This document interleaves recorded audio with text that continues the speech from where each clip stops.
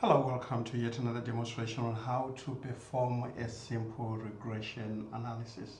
Here we do have a data set of high temperature, in other words temperature, and the number of bottled water cells that are actually made. So we will take the number of bottles that are actually sold as our dependent variable, because that's the one that we want to predict based on the high temperature. So again, we want to be able to evaluate and see if there is any correlation between the two variables, the independent variable and the dependent variable.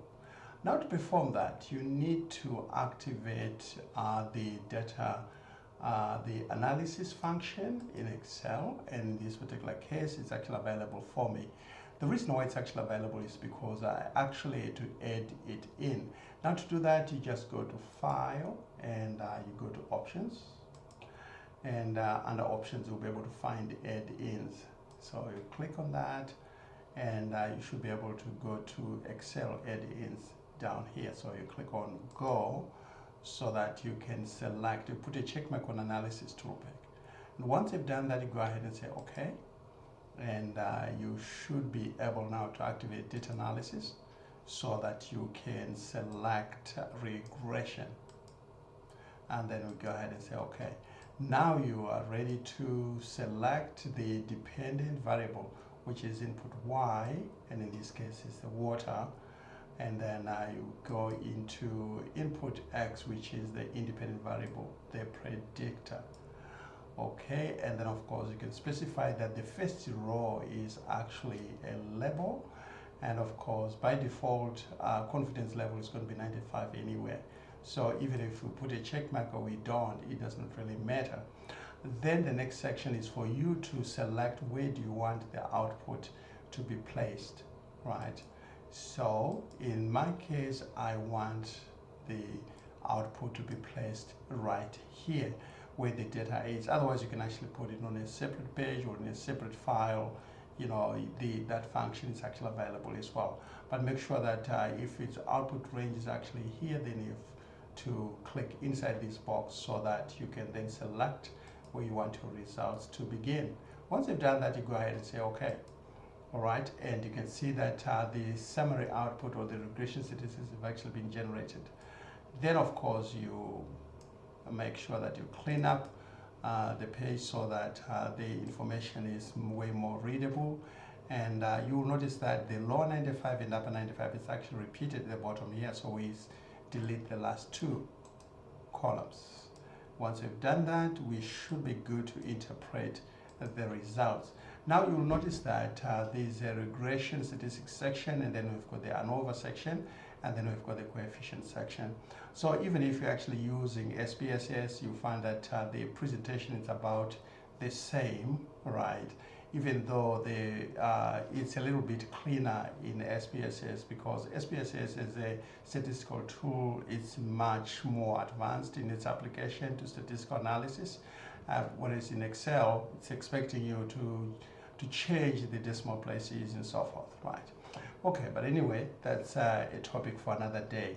So here we look at the regression statistics, and multiple R is simply telling us the strength of the relationship between the independent and the dependent variable. It's at 93%, and the R square is telling us how much of the variation of the bottled water is being explained by the high temperature. It's actually at 87%, but would normally use the adjusted R square because the more conservative number, which takes in consideration the sample size. Now, standard error here is just telling us about how spread out the data is, so it's just the data dispersion. And of course, observations is the sample size. Then we'll move on to the next section, which is ANOVA, right? Analysis of variance. This is basically an area that shows us the work that was actually done, the background work that was actually done for us to arrive at some of these numbers that we end up with here. Now, while our main focus is the significance F, which is the equivalent of p-value, right, it's also instructive to be able just to explain a little bit for some of the numbers that you actually see here. This is basically sum of squares, and this is the mean squares. And then It's actually based on the mean squares that we calculate the F statistic that we'll later use to derive the significance F.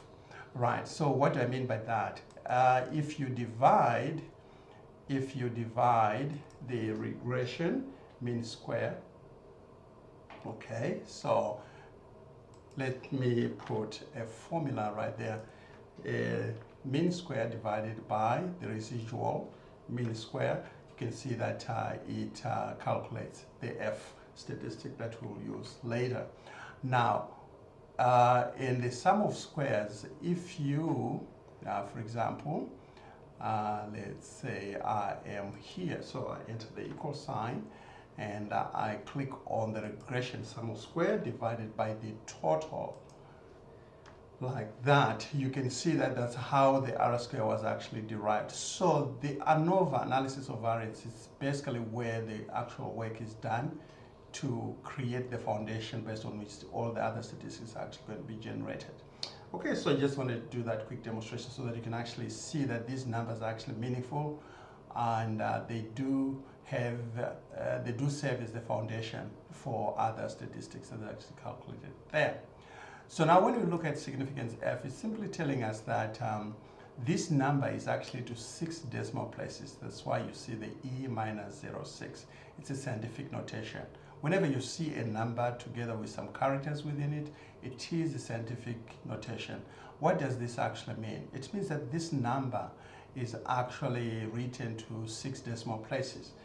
How can we prove that? So we can say 0.0012 up to 5, and then 6 is the first decimal, 118,201.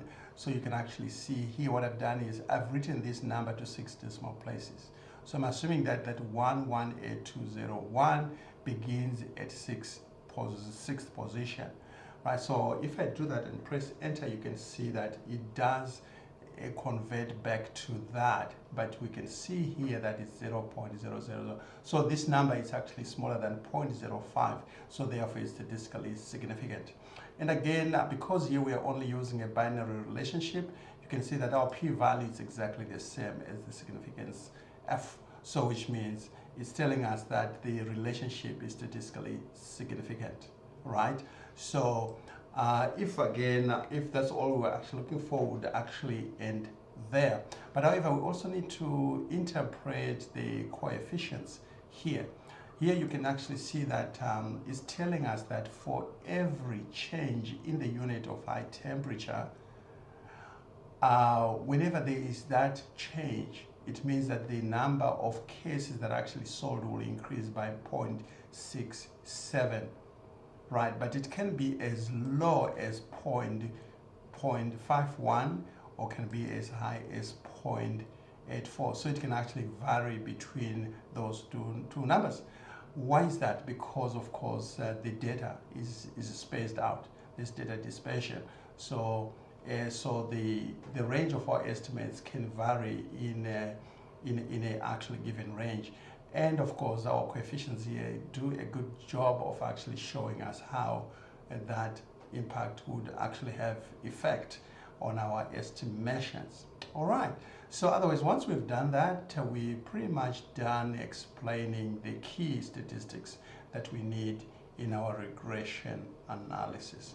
Otherwise, that's all I have for you. I hope you found this demonstration useful, and hopefully it will facilitate your future interpretation or the generation of regression statistics, so that you can become a little more informed and you can become a little more comfortable as time goes by. Otherwise, that's all I have for you. Again, like the video, share the video, and be sure to subscribe to the channel. Thank you so much for watching, and bye for now.